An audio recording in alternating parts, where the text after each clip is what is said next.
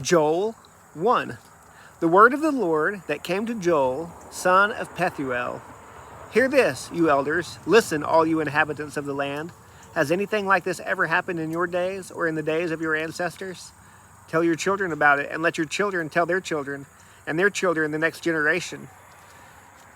What the devouring locust has left, the swarming locust has eaten. What the swarming locust has left, the young locust has eaten. And what the young locust has left, the destroying locust has eaten. Wake up, you drunkards, and weep. Wail, all you wine drinkers, because of the sweet wine, for it has been taken from your mouth. For a nation has invaded my land, powerful and without number. Its teeth are the teeth of a lion, and it has the fangs of a lioness.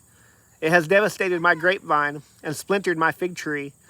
It has stripped off its bark and thrown it away. Its branches have turned white, grieve like a young woman dressed in sackcloth, mourning for the husband of her youth. Grain and drink offerings have been cut off from the house of the Lord. The priests, who are ministers of the Lord, mourn.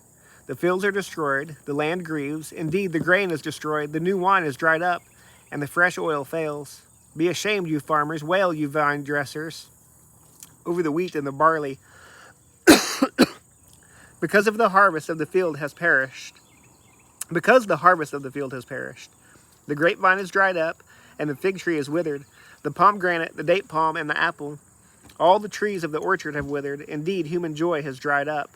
Wail, you ministers of the altar, come and spend the night in sackcloth, you ministers of my God, because grain and drink offerings are withheld from the house of your God.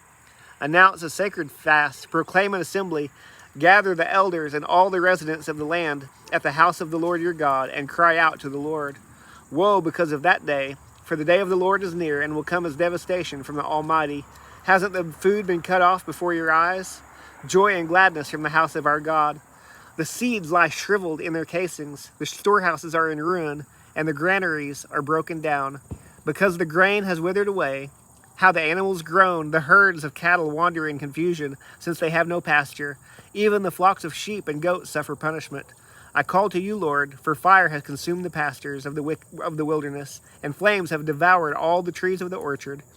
Even the wild animals cry out to you, for the riverbeds are dried up, and the fire has consumed the pastures of the wilderness.